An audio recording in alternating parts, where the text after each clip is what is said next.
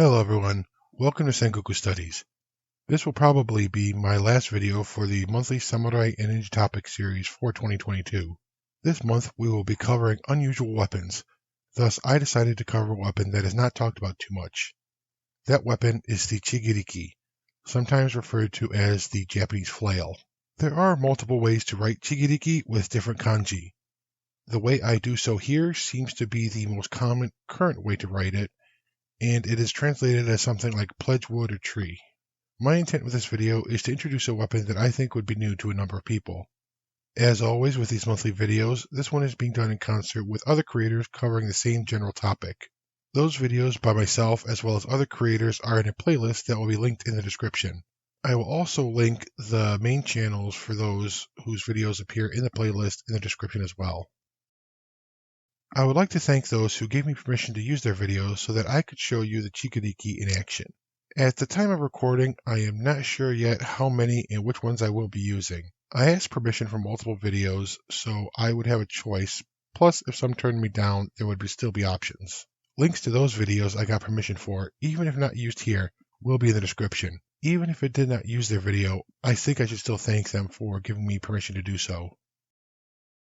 A flail is what is categorized as a flexible weapon.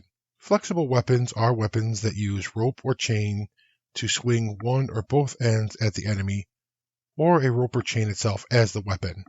The flail is essentially a stick of some material and varying in length, solid or hollow, with one or more ropes or chains on one end with some kind of a weight attached. These weights can come in various shapes, sizes, material, and weights, and they can be smooth or have textured surfaces. There has long been debate over the efficacy of such weapons, and while those debates are outside of the scope of this introductory video, I wanted to acknowledge and inform you that they do exist. The Chigiriki, as previously stated, is essentially the Japanese version of a flail. In Japanese martial arts, the use of the Chigiriki is still passed down in a small number of kind of related koryu that I know of. Koryu are martial arts traditions or schools that existed prior to 1868. These koryu are Kiraku-ryu Jujutsu and the Araki-ryu lines. Araki-ryu includes Araki-ryu Kenpo, Araki-ryu Gunyo Kogusoku, and Araki-ryu Torite Kogusoku. All of these ryuha, I believe, were founded in a relatively close proximity in modern Gunma Prefecture, or what used to be Kozuke Province. The founder of Kiraku-ryu, at least as it exists now, served under the same lord as an instructor of Araki-ryu. There could be other ryuha, but these are the only ones I know of that still exist in regards to koryu. Alice Abder, whose name I am probably and will continue to probably butcher, suggests that the Chigiriki for Araki-ryu may be rooted in the now extinct ryuha Takasaki Toda-ryu. Takasaki also being a region in Gunma. Takasaki Toda-ryu is probably a local variant or branch of Toda-ryu, but as of time of recording, I have not been able to find out much information about this ryuha to confirm this or when it was created. Most of my contacts in the koryu community have never even heard of it. It also seems possible that Kiraku-ryu's Chigiriki might come from or was at least influenced by Araki-ryu. And seeing demonstrations from the two ryuha, there are certainly similarities in the Chigiriki kata. Abder points out that in the documents for both ryuha, you see a number of the same names at the same time. For full transparency, I am not a student of any of these traditions, so what I say here is as an outsider. A lot of the information in this video will be coming from the expanded edition of Alice Abder's book, Old School, in which Chapter 7 focuses on the Chigiriki. He is a practitioner and instructor of Araki-ryu Torite Kokusoku. The information for the book, as well as an Amazon link, will be in the description.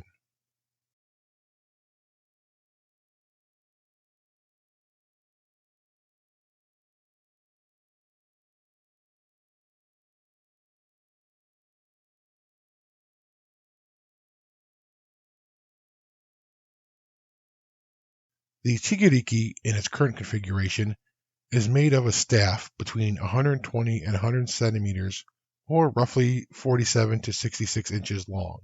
At one end of the staff there is a swivel upon which a chain is attached. The chain itself is typically 60 to 110 centimeters or 24 to 43 inches in length. At the end of the chain is a small iron weight. In pictures and video, you will often see a large white ball. This is the padding around the weight. The weight itself is significantly smaller.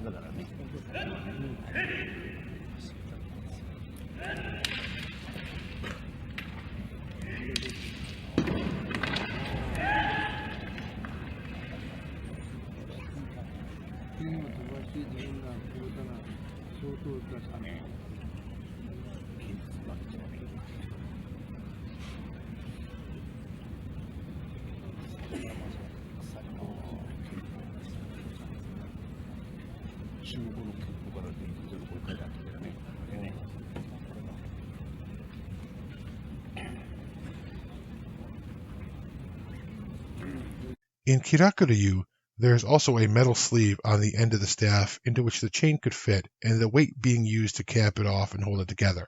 This, however, appears to have nothing to do with trying to hide its nature as a weapon. Abner also suggests that it likely dates from the mid-1800s, and earlier Kiraku-ryu Chigiriki were probably simpler. On the end opposite the chain, there is usually an ishizuki. This is an end cap, usually metal, but other materials were used. That came in various shapes as well. Some say this was in part to help with balance, but it could also be used to strike or thrust at an opponent. Here, one version is shown circled in red. The origin of the Chigiriki as we know it is unclear, but the most accepted and likely explanation seems to be that they are an offshoot of Chinese flails that were known and documented to have been brought back to Japan by some engaging in Toyotomi Hideyoshi's invasions of Korea in the 1590s. While the word appears earlier, it is believed that this was not a flail. There is a reference to this weapon in a Muromachi period, or 1336 to 1573, record in the Hongan Monogatari. It refers to men breaking curfew carrying decorated weapons covered in lacquer and gold leaf.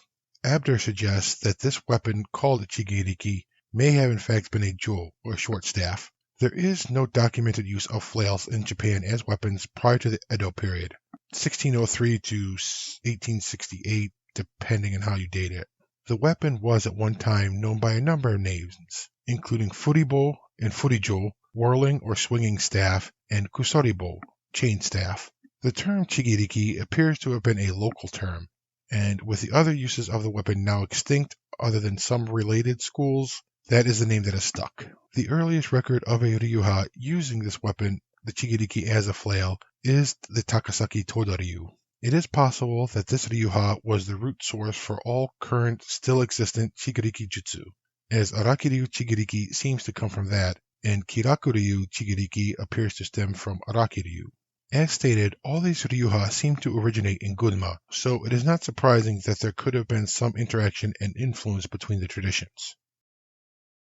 In modern demonstrations, large arcing swings, entangling the enemy, and tripping or throwing them once entangled are common. Abner suggests that how it is used in demonstrations today is quite different than its combative nature. It is not unusual in Koryu that one wouldn't sees is not the full story. First, he suggests that originally a shorter chain was probably used. This comes from Takasaki Toda-ryu, in which they used a shorter chain. There are numerous reasons why a longer chain is not as effective, which have been the criticism of numerous chain and rope weapons. The longer the chain is, the slower and more cumbersome it is to maneuver. The longer chain also represents a greater chance of the chain coming back and hitting or entangling the person using the chigiriki. Again, though, these debates are not the focus of this video. It was likely a striking weapon of attrition, meant to wear down the opponent with repeated strikes to soft tissue, nerves, joints, and bone with the weight.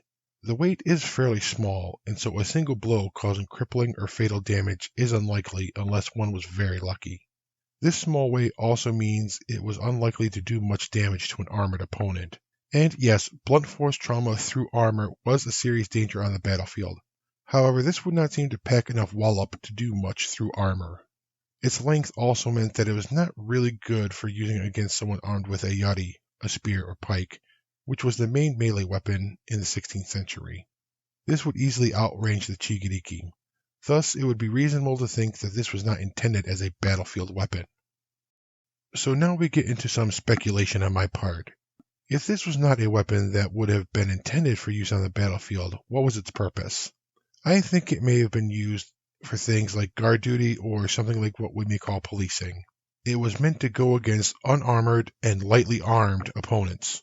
While a wooden sword is used mostly in training, it could represent a number of close-range melee weapons or items used as weapons. The weight would have been used as a striking weapon to disarm and subdue someone, possibly for a killing blow or to stun them for a heavier blow with the staff portion. The chain could be used to restrain someone once subdued until rope could be brought to properly tie them up. The chain could also be used as a choking weapon. And thus I conclude my introduction to the Chigiriki. I hope that you enjoyed this video and found it useful. If you did, please consider leaving a thumbs up below. And while you're at it, I would appreciate it if you would also consider subscribing. I look forward to your thoughts, comments, and questions in the comments section below. Thank you so much for taking your time to watch this video.